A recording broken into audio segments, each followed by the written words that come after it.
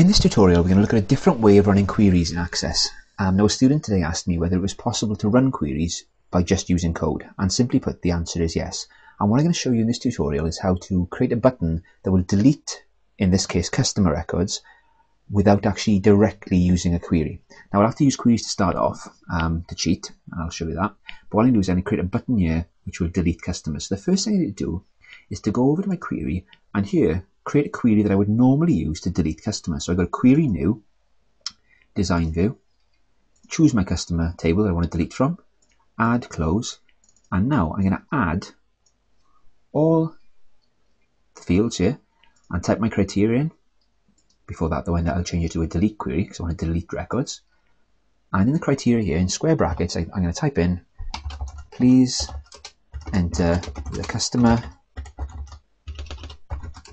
number to be deleted.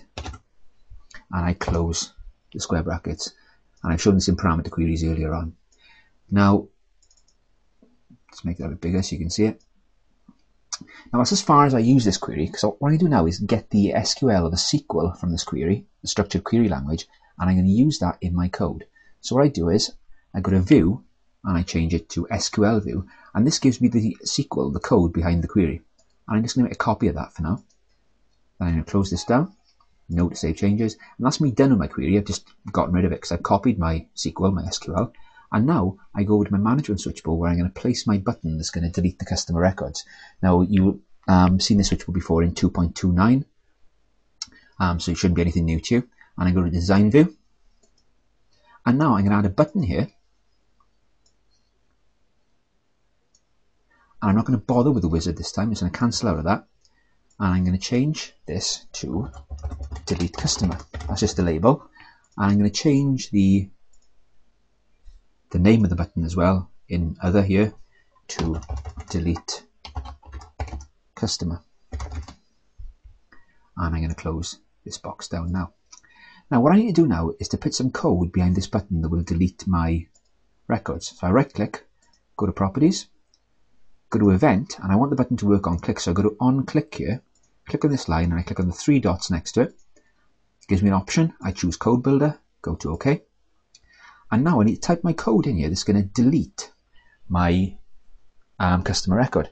So the first thing I do is I need to set the name of my query, and I need to use dims for this. So I do dim, which is set a dimension. I'm going to call my query str query, so it's going to be a string, and I define that then as a string. I tell Access, I tell VBA, this is going to be a query called, or dimension called string query, and it's going to accept data as a string. That is, it's going to accept one character or more. Then I go down a line, and then I actually tell Access what str query is going to be. So I do str query equals, then I put a quotation mark in, and what I do now is I paste in the SQL, the SQL that I just copied from my query. Now you see there's a few bits and bobs wrong here, so what I need to do is make sure this is all on one line. So let's go to the from here, delete that, so it goes up to this line. You can see there's an extra quotation mark here, you need to get rid of that. And go back to the first line. Before the where, press delete, and again I've got another quotation mark here, delete that.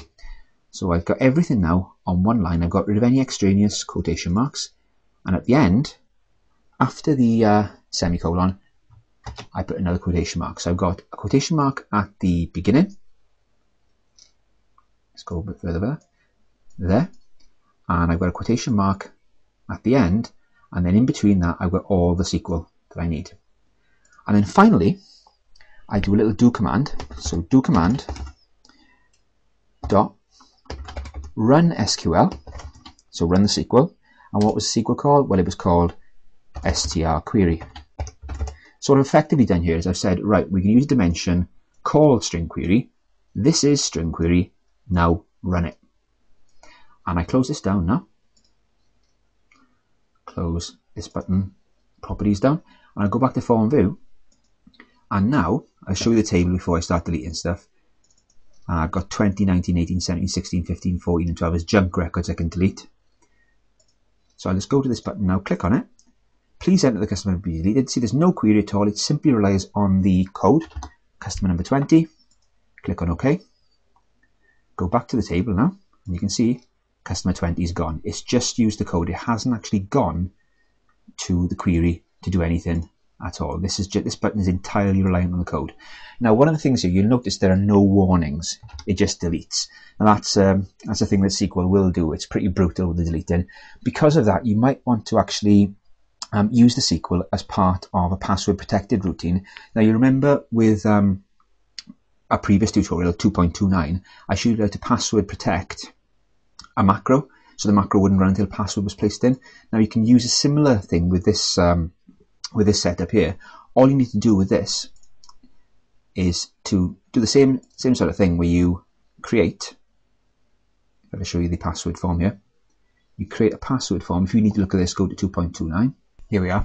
You'll remember that this button, verify password, there's a bit of code here, and what this does is it looks at the password. If it's right, it gives you these message boxes and then runs a macro. What you need to do, if you want to password protect your SQL, you need to put the code that I've just shown you in here, where it says do command run macro. You have to put your dim in there. You'll have to put all your bits and bobs in this little section here, and that will then run the code with a password behind it. And pretty much that's how you do queries without having to bother with queries. And we're done.